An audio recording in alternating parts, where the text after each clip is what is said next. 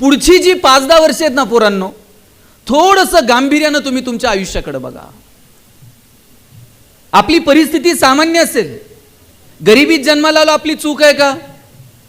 आपल्या हातात आहे का कोणत्या कुटुंबात जन्माला यायचं, कोणत्या जाती धर्मात जन्माला यायचं, कोणत्या गावात कोणत्या जिल्ह्यात जन्माला यायचं?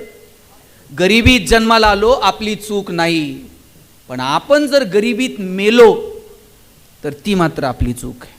गरिबीत मरायचं. आणि कुणी जर तुम्हाला सांगत असेल ना, ते श्रीमंताला कुठं झोप आहे का, आणि पैशात कुठं सुख आहे का, आणि पैशाला कोण कोंबडी तर खाते का, त्याला म्हणायचे तुझ्याकडेच ठेव.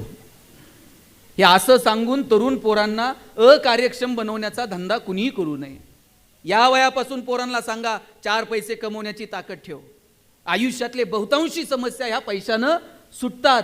चांगले मजबूत पैसे कमव. फक्त एक वाक्य आयुष्यभर लक्षात ठेवा, जोडून या धन उत्तम व्यवहार आहे. पैसे कमवायचे पण आपला व्यवहार उत्तम असला पाहिजे. माझे वडील तर सांगतात, वाईट मार्गाने मिळवलेलं धन म्हणजे प्रेतावरची फुलं आहे. हसूही देत नाहीत आणि रडूही देत नाहीत. चांगल्या मार्गाने मजबूत पैसे कमवायचे आणि योग्य ठिकाणी खर्च सुद्धा करायचे. साहेब, काहींना फक्त कमवायचं कळतंय. क्रेडिटेडचा मेसेज आला ना त्यांना फार आनंद होतो, पण डेबिटेडचा मेसेज आला का त्यांना करमत. घेतलेला श्वास सुद्धा सोडावा लागतो. घेतलेल्या सगळ्या गोष्टी इथे सोडून जायच्यात. आपल्याकडे 2च ऑप्शन आहेत. एक, जाताना कमवलेलं सगळं ठेवून जा, नाहीतर तुकोबारायांसारखं वाटून जा. घेऊन जायची सुविधा आहे का? आणि समजा आपल्याला जाताना जर काही घेऊन जायची सुविधा असती, आपण सोयीनं गेलो असतो का? आपण आपलं तर नेलंच असतं, पण जाता जाता ह्याचं त्याचं आणखी कोणाचं काही घेऊन जाता येईल का, याची तरबीज माणसानं केली असती. आयुष्य खूप सुंदर आहे मुलांनो. जग बदलतंय, त्या बदलत्या जगानुसार बदला. आणि तुमच्यामध्ये प्रचंड एनर्जी आहे. एनर्जी कॉन्झर्वेशनचा नियम आहे. एनर्जी नव्यानं क्रिएट होते का? क्रिएट होते का? डिस्ट्रॉय होते का? ती क्रिएट पण होत नाही आणि डिस्ट्रॉय पण होत नाही. एनर्जी फक्त एका फॉर्म मधून दुसऱ्या फॉर्म मध्ये. आता एखादा फॅन फिरतोय, फॅन फिरताना काय होतं? पोटेन्शियल एनर्जीचं रूपांतर कायनेटिक एनर्जीमध्ये होतं. तशी तुमच्यामध्ये कमालीची एनर्जी आहे. एखादा पोरगा बेंचवर उड्या मारतोय, हां, त्याचा आता उड्या मारणं बंद करायचं. काय कराल? हातपाय बांधून त्याचं उड्या मारणं बंद करता येईल का? ती एनर्जी फक्त डायव्हर्ट करावं लागेल. त्याला सांगावं लागेल, उड्याच मारायच्यात ना, बेंचवर नाही. चल बरं जरा स्टेजवर गॅदरिंगच्या दिवशी तालासुरात उड्या मार. कदाचित लोक म्हणतील तू नाचतोय. एखादा जोर जोरात ओरडतोय, त्याचं ओरडणं बंद करायचं. तोंडात बोळा घालून त्याचं ओरडणं बंद करता येईल का? त्याला सांगावं लागेल, ओरडायचंय ना, हां मी सूर लावते जरा सुरात. लोक म्हणतील तू गातोय. एखादा शिव्या देतोय, त्याचं शिव्या देणं तुम्ही कसं बंद करणार आहात? छडी घेऊन नाही बंद करतायच. त्याला सांगावं लागेल, द्यायच्यात ना, अशा नाही, इथे नाही. भारतात अजून अशी ठिकाणं आहे जिथे द्याव्या लागतील. आपण ठरवूयात ना कुठे, कधी, कशा पद्धतीनं. या लेकरांमध्ये असणाऱ्या एनर्जीला कोणत्या दिशेनं घेऊन जायचं हे सर्वस्वी मला वाटतं 1 ते विद्यार्थी, 2 त्यांचे शिक्षक आणि पालक, ह्या सगळ्यांच्या हातात आहे. आणि इथं शिक्षकांची सुद्धा भूमिका खूप महत्त्वाची आहे. माझी इथे ज्या शिक्षिका बसलेल्या आहेत, मला तुम्हाला एक प्रश्न विचारायचा. दूधवाला जेव्हा तुमच्याकडं मॅडम दूध द्यायला येतो, तुमचं लक्ष कशाकडे असतं? दुधाच्या मापाकडे असतं, बरोबर? ते पण तुमचं लक्ष पहिल्या मापाकडे नसतं. त्याच्यानंतर ते एक वरतून धार टाकतं स्वतःच्या खुशीनं. आपलं लक्ष त्या दुसऱ्या धारेकडे असतं, त्यानं ती दुसरी धार होती. पहिली तर त्याच्या बापाला द्यावं लागेल, पण वरतून स्वखुशीनं त्यानं ती दुसरी धार ओतली का, त्याच्याकडे आपलं लक्ष असतं. बघा, तुम्हाला सिलेबस कंप्लीट करावं लागेल, पोरांच्या परीक्षा घ्याव्या लागतील, संस्थेच्या परिपत्रकानुसार काम करावं लागेल, शासनाच्या आदेशानुसार जी जबाबदारी देईल ते इच्छा असो नसो तुम्हाला करावी लागते. पण या सगळ्याच्या पलीकडे जाऊन गोरगरिबाची ही पोरं ज्या शाळेत शिकतायत, यांच्यासाठी तुम्ही काही वेगळी धार ओतता का? सिलेबसच्या पलीकडे जाऊन, आपल्या कर्तव्याच्या पलीकडे जाऊन यांच्या जडणघडणीसाठी तुम्ही काही वेगळी भूमिका घेता का? मला वाटतं याच्याकडे समाजाचं लक्ष असतं. आणि म्हणून माझी सगळ्या शिक्षकांना विनंती आहे, गोरगरिबाची पोरं शिकली पाहिजेत. लक्षात घ्या, ही पोरं जर शिक्षका इतकं पवित्र क्षेत्र कोणतं आहे मला सांगा? अहो यातला कोणताही पोरगा अधिकारी होऊ द्या, मॅडम तुम्ही जर भाजी मंडईत जर कुठं दिसलात ना, ते पटकन गाडी थांबून पायाला हात लावताय, मॅडम तुम्ही मला शिकवायला होतात. आणि कुणाच्या नशिबात आहे मला सांगा, हे फक्त आणि फक्त शिक्षकाच्या नशिबात आहे हे सगळं. तुम्ही म्हणाल आता पोरं बदलली आहेत, पहिल्यासारखा रिस्पेक्ट राहायला नाही. मला खात्री आहे आजही पोरं चांगली आहेत. तुम्ही सगळे बसून घ्या, एकही बोलणार नाही, बरोबर की नाही? शिक्षकांनी उभंच राहिलं पाहिजे का तुमच्या शेजारी? याच्यापेक्षा काय आपल्याकडनं? तुम्ही शांत बसावं म्हणून जर शिक्षकांना उभं राहावं लागत असेल तर पोरांनो आपलं किती दुर्दैव आहे. शिक्षकांनी असं दिमाखात बसलं पाहिजे खुर्चीवरती आणि तरीही तुम्ही चुळबुळ न करणं हा विद्यार्थी म्हणून आपला विजय. तुम्ही बसणार का शांत पुढचा अर्धा तास? बघू हा मुलं शांत बसतायत का मुली. मग सरांनी तुम्हीच खाली बसलं तरी चालेल, बरं नाही दिसत की नाही? बसा मॅडम तुम्ही सगळेजण खाली. बघू आता मुलं शांत बसतायत का मुली शांत बसतायत. आणि माझी खात्री आहे ते बघा तिकडे 2-4 जण बोलतायतच, एक तरी मुलगी बोलतीये का? याच्यामुळे तुमची लग्न होत नाहीत. मुलीच्या आईवडिलाला टेन्शन नाही सर, एवढं हल्ली मुलाच्या आईवडिलाला टेन्शन आहे. प्रत्येक गावात 30 ते 35 वयोगटातली किमान 5-50 पोरं बिनलग्नाची आहेत. तुम्हाला राग आला का मुलींचं कौतुक केल्यावर? हो रे, राग आला का? राग यायचं काय कारण आहे? त्या किती हुशार असल्या तरी शेवटी तुम्हालाच मिळणार आहेत. फक्त आतापर्यंत चॉईस तुमच्याकडे होता, इथून पुढे चॉईस यांच्याकडे असणार आहे. या 5-6 जणी कुठेतरी सेटल होतील, सुट्टीला कधीतरी नगरला येतील, एकमेकीला फोन करतील, ए चल जरा पुण्याला जाऊन येऊ. मग ती मैत्रीण विचारेल, बाई काय पुण्याला? ते मुलाचे वडील 2-3 महिने झाले फोन करतात, मुलगा बघून जा, मुलगा बघून जा.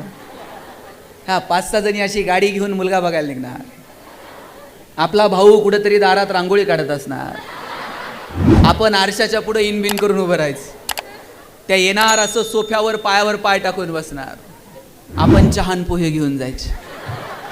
ती असं डोळ्यात डोळे घालून विचारणार, का रे स्वयंपाक जमतो का? पोरींनी जर होकार दिला तर लग्न ठरतील, अशी इथून पुढची परिस्थिती आहे. आमच्याकडे तर साहेब 35 वय झाले, एकच लग्न जमेना. त्याच्या मित्रानं सांगितलं, म्हटलं तू टेन्शन नको घेऊ, मुलीकडचे बघायला आले ना पगार वाढवून सांगायचा. म्हटलं मुलीच्या वडिलांनी विचारलं पगार किती? बरं यांना अंदाज घेऊन सांगायचं ना. हे म्हणताय 1.5 लाख.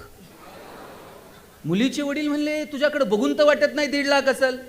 हे म्हणते नाही तसा फिक्स 1.5 लाख आहे, कटिंग करून 8,000 हातात देतो. म्हटलं तुम्ही किती दिवस फसवणार आहात? अरे लात मारील तिथून पाणी काढेल अशी ताकद पोरांनो तुमच्यात असली पाहिजे. उद्योगात या, व्यवसायात या, व्यापारात या. भारत ही जगातली सगळ्यात मोठी बाजारपेठ आहे. बरं सगळ्या जगाला कळालंय भारत ही मोठी बाजारपेठ आहे आणि आपण तिला युटिलाइज केलं पाहिजे. चायनाला कळतंय भारतात आणून काय विकायचं. सकाळी उठल्यापासून रात्री झोपेपर्यंत भारतीयांना जे जे लागतं त्या सगळ्या गोष्टीचं प्रोडक्शन हल्ली चायना करते.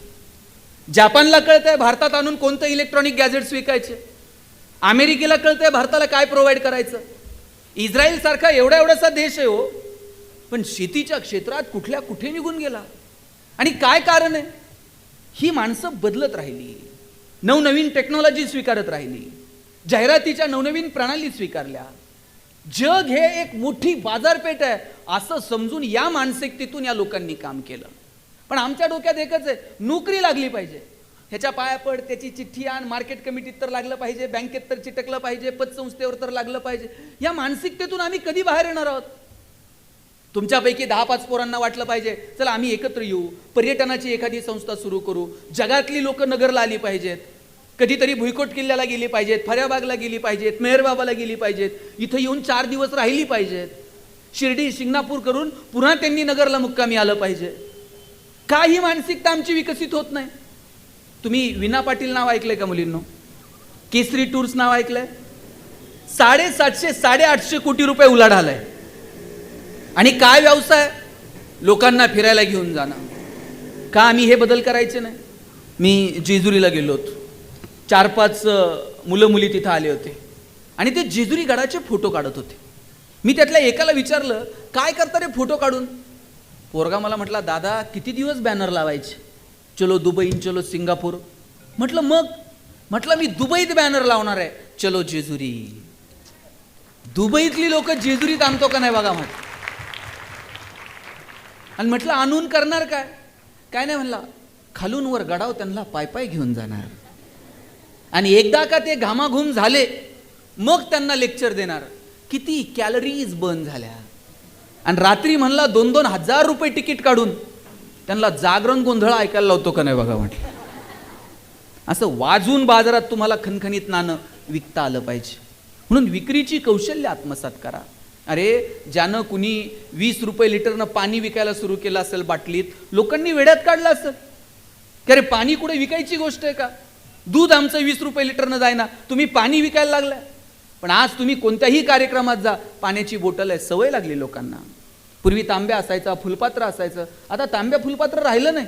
आणि ठेवलं तर कोण पितंय? कुठून आणलंय कुणाच ठाऊ.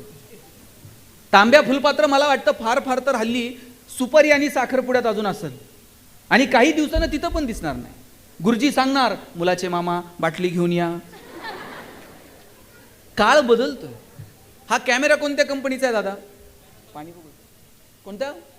आता कॉडॅक आहे का हो बाजारात? आता कॉडॅक दिसत. आणि एक काळ काय होता? फक्त कॉडॅक. कॉडॅकचा इतका जमाना होता. ही जी पिढी आहे ना, यांचे सगळ्यांचे लग्नाचे अल्बम चेक करा, 100% कॉडॅक. आणि त्यात रोल असायचा, 36च फोटो निघायचे. आणि म्हणजे नेमका नवरा नवरी हार घालायला आणि फोटोग्राफरचा रोल संपायला 6-6 महिने अल्बम मिळत नव्हते. नवरदेवाने जर विचारलं त्या अल्बमचं काय झालं, फोटोग्राफर म्हणणार फोटो धुवायला दिलेत. कोणत्या नदीवर जात होतं कुणास ठाऊक. आता कॉडॅक बाजारात. आमच्या पिढीनं, शेखर कॉलेजला असताना पहिला फोन जर कोणत्या कंपनीचा घेतला होता? नोकिया. आता नोकिया आहे का? का नाहीये? अँड्रॉइड टेक्नॉलॉजी नोकियानं स्वीकारली नाही म्हणून नोकिया बाजारात नाही. तुम्ही नवीन तंत्रज्ञान जर स्वीकारलं नाही तर तुम्ही टिकू शकणार नाही. मला आठवतंय 4 वाजता मराठी पिक्चर लागायचा टीव्हीला. धूमधडाका, थरथराट, लक्ष्मीकांत बेर्डे, अशोक सराफ आणि मध्येच एक जाहिरात लागायची. आता तुम्हाला ती आठवत नसेल पण तुमच्या सगळ्या शिक्षकांची जाहिरात पाठ असणार. लाईफ बॉय है जहा, मागून आवाज आला, तंदुरुस्ती है वहा. आणि लाईफ बॉयच्या जाहिरातीमध्ये फुटबॉल खेळणारी पोरं दाखवली होती. भारतामध्ये कधीच फुटबॉलची क्रेज नव्हती. पण लाईफ बॉयला विचारायचं कोणी? मोनोपोली होती त्यांची बाजारात. पण त्यानंतर लक्स मार्केटमध्ये आला आणि आता लक्सची जाहिरात कोण करत होतं? त्यावेळेस जरा राजा हिंदुस्तानी पिक्चर आलेला. करिश्मा कपूर एकदम फॉर्ममध्ये होती. लक्सनं करिश्मा कपूरला ब्रँड अँबॅसेडर केलं. आता लक्सनं करिश्मा कपूरला ब्रँड अँबॅसेडर केल्यावर फुटबॉल खेळणाऱ्या पोरांकडे कोण बघताय का? लक्सनं आपलं मार्केट तयार केलं. आता लाईफ बॉयला कळलं आपल्याला जर टिकायचं असेल तर आपल्याला बदलावं लागेल. त्यांनी लाईफ बॉय गोल्ड नावाचा गुळगुळीत साबण बाजारात आणला आणि त्याची जाहिरात कोण करत होतं? आता फुटबॉल खेळणारी पोरं नाहीत, लाईफ बॉय गोल्डची जाहिरात करत होता कॉलेजचा एक तरुण मुलगा आणि मुलगी. मुलगी गाडीवरनं उतरते, रागात घरी निघून जाते. मुलगा विचारतो काय झालं? मुलगी सांगते पसीने की बदबू से परेशान. पोरगा घरी जातो, लाईफ बॉय गोल्ड आंघोळ करून येतो. या लोकांना कळलं आपण बदललं पाहिजे. कोविडमध्ये डॉक्टर साहेब एक तरी साबण अशी जाहिरात करत होता का आमचा साबण सुगंधी आहे? कोणता साबण अशी जाहिरात करत होता का हा साबण लावल्यावर तुम्ही गोरे व्हाल? कोविडमध्ये कुणाला गोरं व्हायचं पडलं होतं? इथं प्रत्येक साबण एकच जाहिरात करत होता, 99.9% कीटाणू से मुक्ती.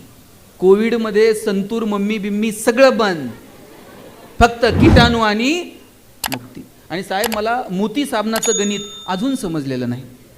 मोती वर्षभर पुढे असतंय काय माहित? ते दिवाळीलाच येत आहे.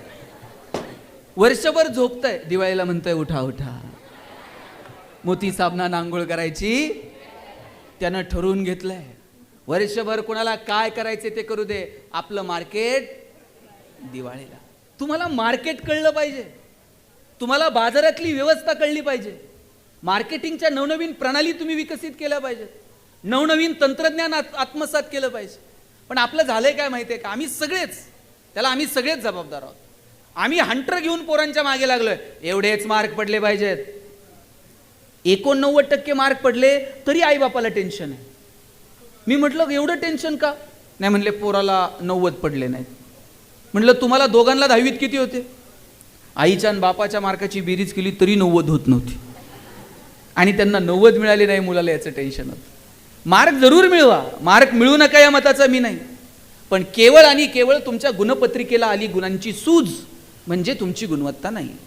ठराविक एखादी एक्झाम डोळ्यासमोर ठेवायची, नीट क्रॅक करायची, CET क्रॅक करायची, अमुक एखाद्या कॉलेजला आपण कधी 7-8 डोळे उघडे ठेवून समाजाकडे बघणार आहोत? पोरांनो, तुम्हाला समाजातले प्रश्न कळले पाहिजेत, समस्या कळल्या पाहिजेत, माणसं कळाली पाहिजेत, निसर्ग समजला पाहिजे, समाज कळाला पाहिजे, अर्थकारण समजलं पाहिजे. मी आत्ता चेंबूरला डॉक्टर होमी भाभा इन्स्टिट्यूट आहे, तिथे व्याख्यानाला गेलो होतो 6 महिन्यापूर्वी. सगळे सायंटिस्ट होते आणि तिथली एक एक्झाम असते आणि ती क्रॅक करून मग तिथे ॲडमिशन तुम्हाला मिळतं, गेट थ्रू पण तिथे जात आहेत. साहेब, तिथं जे स्टुडंट होते, मला बोटावर मोजणे इतकी पोरं सुद्धा महाराष्ट्रातली मिळाली नाहीत. बहुतांशी मुलं ही पश्चिम बंगाल वगैरे त्या भागातून, त्यांना वाटतंय की आपण सायंटिस्ट व्हावं. आम्ही आमच्या पोरांच्या मनावर डॉक्टर इंजिनियरच्या पलीकडे जाऊन सांगायलाच तयार नाही होत. का वाटत नाही आपल्याला आपण सायंटिस्ट व्हावं? का वाटत नाही उद्योगात यावं? BSc ॲग्री जरी केलं तर पोराला वाटतंय स्पर्धा परीक्षा देऊ आणि अधिकारी होऊ. अधिकारी झाला त्यात काही चूक नाही, चांगली पोरं प्रशासनात आली पाहिजेत, पण BSc ॲग्री झालेल्या 10-5 पोरांना तर वाटलं पाहिजे शेतीत मी काहीतरी बदल करेल. साहेब, मी आज कृषी परिषदेचा संचालक म्हणून काम बघतो. 50-60 वर्ष गेली आपल्याला हे कळायला की पाणी हे पाटाला द्यायचं नसतं, पिकाला द्यायचं असतं. आपण 50-60 वर्ष पाटालाच पाणी देत होतो, अरे पाणी पिकाला द्यायचं असतं. मग ड्रीप इरिगेशन वगैरे सिस्टीम पुढे आल्या. आता आम्ही नवीन टेक्नॉलॉजी विकसित केली. शेतकऱ्यानं खांद्यावरती पंप टाकून फवारा नाही मारायचा, त्यानं असं बांधावर बसायचा हातात रिमोट घेऊन आणि ड्रोननी फवारणी करायची. आणि आता नुसती फवारणीच नाही, काही दिवसांनी कांद्याची गोणी सुद्धा ड्रोनला बांधायची, बांधावून थेट भुसाऱ्यात. बदललं पाहिजे आपण, का बदलायचं नाही? आणि हे बदल जर आपण स्वीकारले नाही आणि आपल्या शिक्षणाचा उपयोग समाजातल्या बदलांसाठी जर आपण केला नाही तर काय करायचं? काय आपल्या शिक्षणाचा अर्थ आहे? सायन्स ग्रॅज्युएट झालेली पोरं अशी ट्रिप बीपला कुठेतरी जातात, शेंगा बिंगा टरपलं ते सगळं खाल्लेलं प्लॅस्टिकच्या पिशवीत बांधतात, 2-4 गाठणी मारून रस्त्याच्या बाहेर फेकून देतात. काय शिकलो आम्ही सगळे? मी बघतो शिकलेली, आता मी इकडे बघतो हिंजवडीला वगैरे सकाळी घाई गडबडीत दोघं नवरा बायको गाडीवरनं निघतात, कचऱ्याची बॅग बाई मागच्या मागं गाडीवर बसून फेकते कचरा कुंडीत. मला वाटतं यांनी IT असण्यापेक्षा ऑलिम्पिकला जायला पाहिजे होतं. नेम धरून त्या कचरा कुंडीत बॅग फेकतात. कितीतरी अस्ताव्यस्त पडलेलं असतं. एक गाय मुंबईला मरून पडली, तिचं पोस्टमॉर्टम केलं तर तिच्या पोटामध्ये साहेब 75-80 किलो प्लॅस्टिक सापडलं. समुद्रामध्ये प्लॅस्टिकचं बेड तयार झालं. पंजाब हरियाणामधून रोज एक कॅन्सर पेशंटची ट्रेन दिल्लीला जाते. आता आम्ही गावाकडे परवा हेल्थ चेकअप केलं, वय वर्ष 65च्या पुढच्या 15 ते 20 माणसांना इमिजिएट अँजिओप्लास्टीची गरज होती. किती गोष्टींवरती काम करणं गरजेचं आहे. इथं अनेक माता भगिनी बसलेल्या आहेत. आरोग्याच्या क्षेत्रात आमूलाग्र बदल होणं गरजेचं आहे. संशोधनाच्या क्षेत्रामध्ये पोरापोरींनी आलं पाहिजे. मला वाटतं केवळ विकास म्हणजे आपल्याला किती पॅकेज, आयुष्यात एक बंगला, एक गाडी, फार फार तर इकडे एखादं फार्म हाऊस, एवढा बँक बॅलन्स. 140-145 कोटी लोकसंख्या आहे पोरांनो भारताची. हजारो लोक रोज जन्माला येतात आणि मरतात. त्यांच्या नावाची नोंद सुद्धा इतिहास ठेवत नाही. आपल्यालाही असंच आले आणि गेले, असंच जर मरायचं असेल तर मग जसं जगायचंय तसं जगा. पण आपल्याला जर वाटत असेल की नाही मी जे शिक्षण घेतलंय त्याचा समाजाला वापर झाला पाहिजे, तर त्याच्यासाठी चौकटीच्या पलीकडे जाऊन काम केलं पाहिजे आणि ती मानसिकता आपली तयार झाली पाहिजे. भारत माझा देश आहे, प्रतिज्ञा घेता की नाही रोज?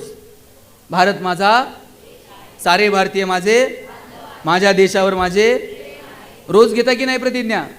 एकदाच घ्यायची असते आणि आयुष्यभर पाळायची असते. आपल्याकडं रोज प्रतिज्ञा असते.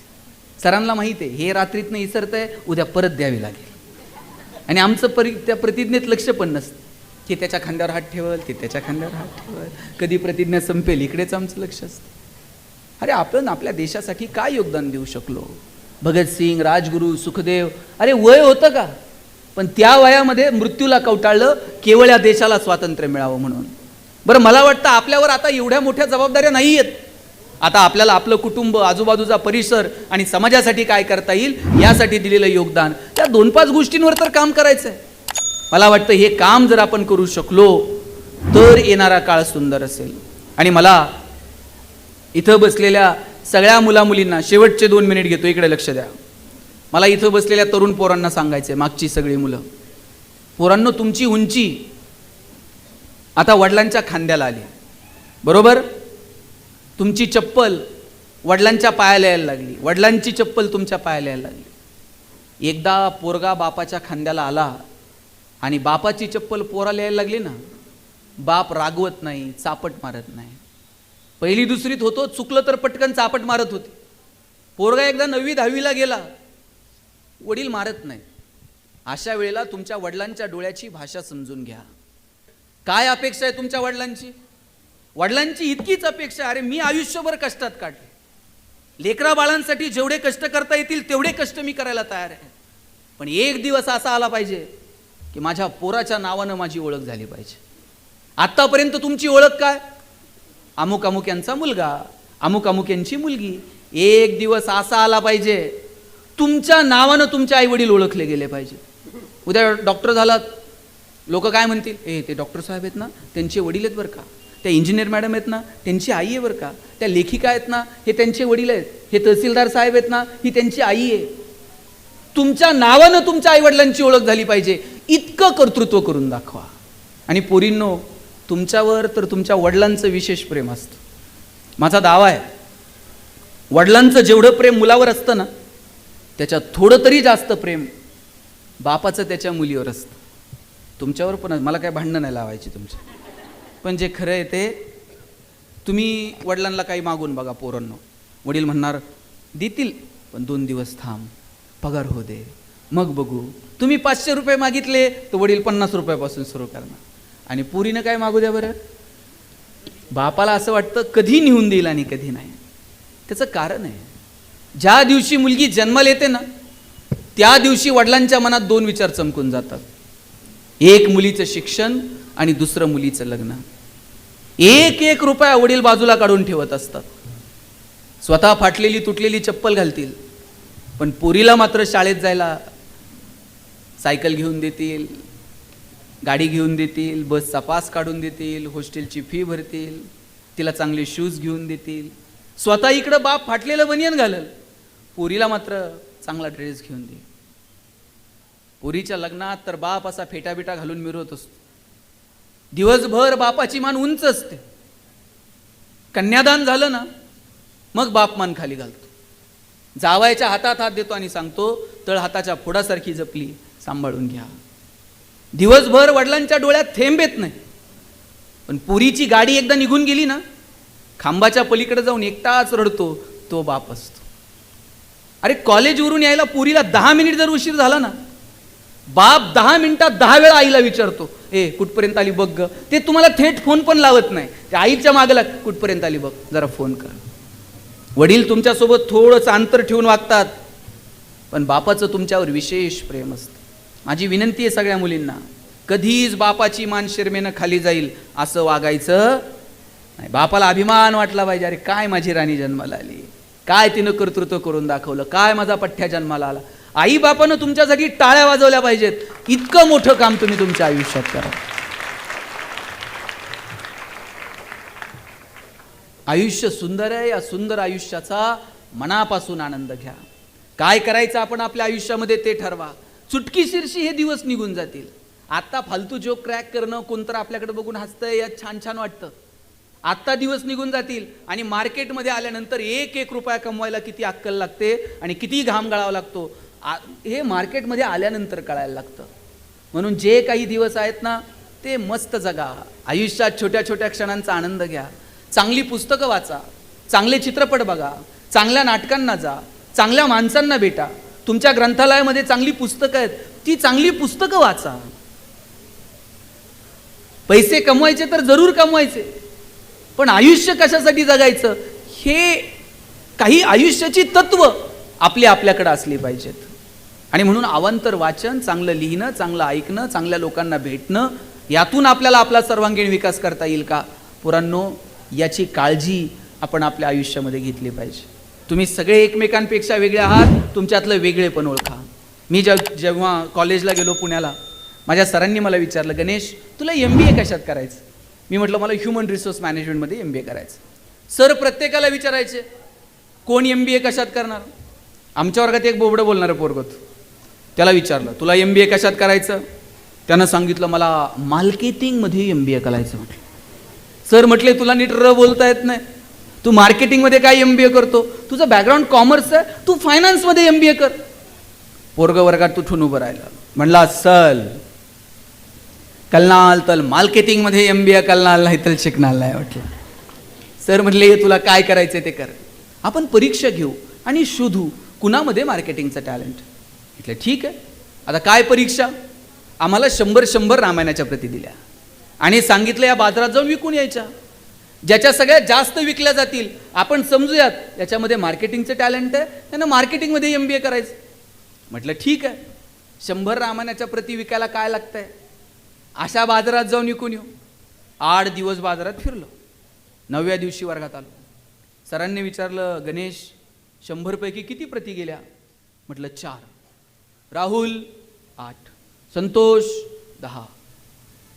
मार्क मिळवणारी पोरं, पण 20 पेक्षा जास्त प्रती कुणाच्याच गेल्या नाही. बोबडं बोलणारं पोरग मागच्या बाकावर बसायचं. त्याला विचारलं तुझ्या किती गेल्या रे? म्हणला सल 100च्या 100 प्रती विकून आलो. म्हटलं सर म्हटले केलं काय? मार्केटिंगची कोणती स्ट्रॅटेजी, कोणतं रेफरन्स बुक?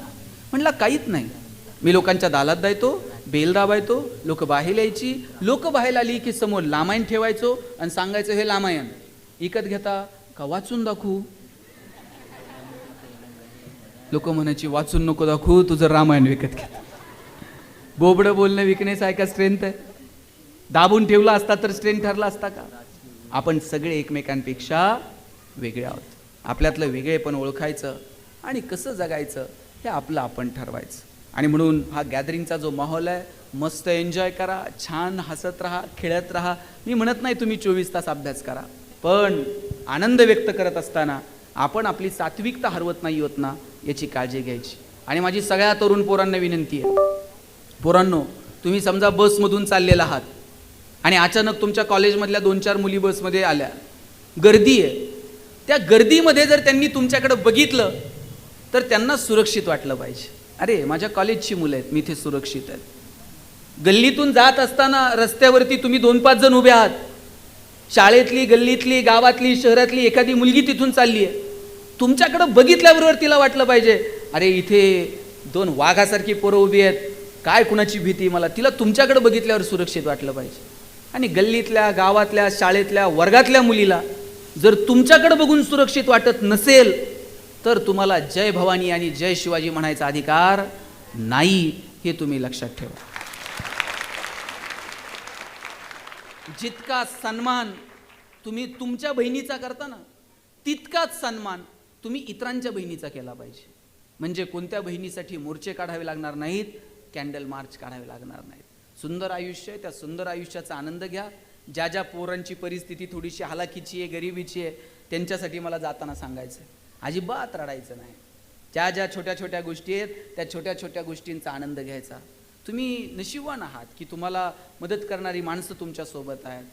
आता बऱ्यापैकी बदल होत आहेत. आम्ही कॉलेजला यायचो, शेखर आम्ही बरोबर होतो, न्यूयॉर्क्सला निघालो ना तिकडनं केडगाववरनं, आम्ही सायकलवर यायचो.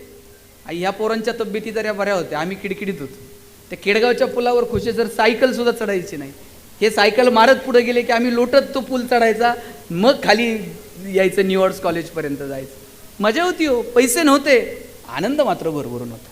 केडगावला मी ज्या कॉलनीत राहायचो ना, अख्ख्या कॉलनीत सगळ्यांची घरं स्लॅबची होती, फक्त एकटंच माझं घर पत्र्याचं होतं. मी आईला म्हणायचो आई सगळ्यांची घरं स्लॅबची, आपलंच पत्र्याचं का? ती म्हणायची तुझे वडील शिक्षक आहेत म्हणून घर पत्र्याचं. मी म्हणायचो शासनाचा GR आहे का शिक्षकांनी स्लॅबची घरं बांधायची नाही? ती म्हणायची तू नशीबवान आहेस, पत्र्याच्या घरात जन्माला आला.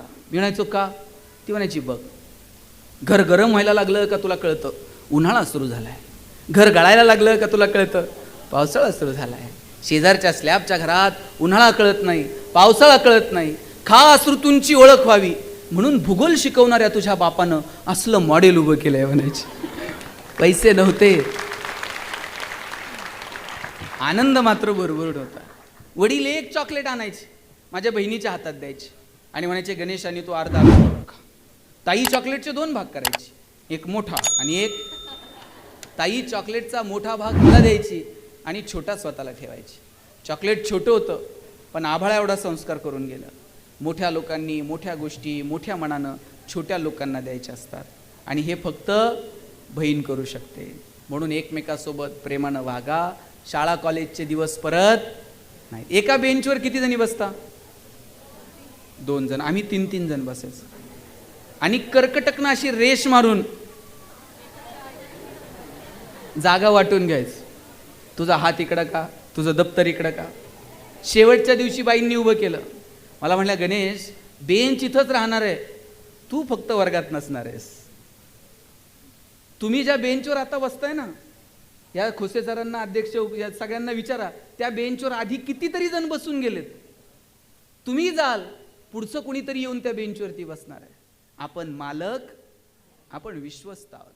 सांभाळायचं, पुढच्या पिढ्यांच्या हवाली करायचं आणि ज्या दिवशी तिकीट येईल त्या दिवशी जगाचा निरोप घेऊन निघून जायचं. इतकं सुंदर आयुष्य आहे. म्हणून जे शाळेतले क्षण मिळालेत ते आनंदानं जगा. शाळेतले दिवस परत नाहीत. आणि या पोरापोरींचं जगणं जर शोधायचं असेल ना मॅडम, हे तुम्हाला गृहपाठांच्या वह्यात सापडणार नाही. यांच्या वर्गपाठाच्या वह्यांची मागची 2-4 पानं वाचायची. यांचं जगणं तिथं लपलेलं असतंय. मेहंदीचं डिझाईन, रांगोळी, पोरांनी तर किती नावं खुडून पुन्हा पुन्हा लिहिलेली असतात. ही त्यांचं त्यांनाच माहिती. पोरांचं जगणं सापडतं हे वह्यांच्या शेवटच्या पानांमध्ये. ती शेवटची पानं जर आपल्याला कळाली तर यांचं जगणं समृद्ध होईल. म्हणून तुम्हा सगळ्यांना तुमच्या भावी आयुष्यासाठी मनापासून शुभेच्छा देतो. आदरणीय खोसे सर हे आमचे शिक्षक आहेत आणि गेल्या अनेक वर्षांपासून सरांचे आणि माझे ऋणानुबंध आहेत. मला वाटतं मधल्या कार्यक्रमात आमची भेट झाली, इथे आपलीही भेट झाली, इथे आमदारांनी ठेवलेल्या कार्यक्रमात. आणि त्यानंतर सगळ्यांनी मला फोन केला की आमच्या विद्यार्थ्यांशी संवाद साधण्यासाठी आपण यावं. या निमित्तानं तुम्हा सगळ्यांशी संवाद साधता आला. तुम्ही मस्त राहाल, तुमची इच्छा, आकांक्षा, स्वप्न तुम्ही पूर्ण कराल अशी अपेक्षा बाळगतो. तुम्हा सगळ्यांना शुभेच्छा देतो आणि थांबतो. जय हिंद, जय महाराष्ट्र. प्राचार्य सरांनी सांगितलंय कविता सादर करा. ती कविता तुम्ही सगळ्यांनी बॉईज 4 मध्ये ऐकली असेल. मी कॉलेजला असताना ती कविता लिहिली होती आणि मग ती चित्रपटात आली. मला लिहिता येतं बऱ्यापैकी, पण गायला गळा लागतो. माझ्याकडे नरड आहे. चालेल का?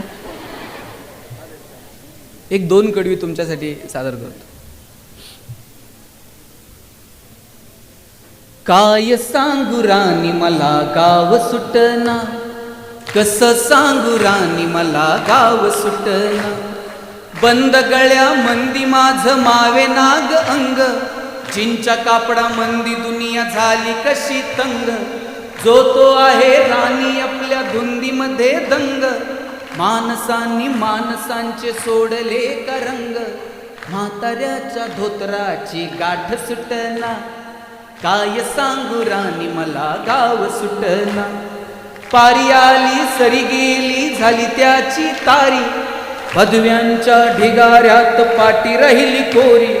कॉलेजाच्या कट्ट्यावरती गर्दी झाली सारी, आपऱ्या चिपऱ्या कपड्यामंदी फिरती साऱ्या पोरी.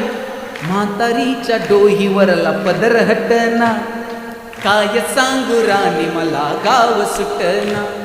शहरातली गाडी बघा धुमचं गाणं गाती, भावनांनी भावनांशी तोडली का नाती. ओल चिंब पावसात ओली चिंब माती, शारदाच्या चांदण्यात भिजल्या काग राती. सर्जा राजाची जोडी माग हटना, काय सांगू राणी मला गाव सुटना. गावाकडची माणसं आमची कशी साधी भोळी, प्रेमाच्या या रंगामध्ये रंगते आमची होळी. दिवाळीच्या सणासाठी जमली ही मंडळी, सुरसुरीच्या सुरामंदी चाखू पुरणपोळी. चुलीवरल्या भाकरीची चवही सुटना, काय सांगू राणी मला गाव सुटना. कसं सांगू राणी मला गाव सुटना, गाव सुटना, थँक्यू.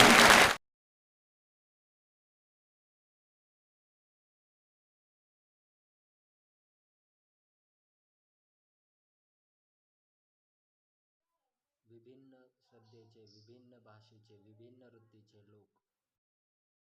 व्हिडिओ आवडल्यास व्हिडिओला लाईक आणि चॅनलला सबस्क्राईब करायला विसरू नका.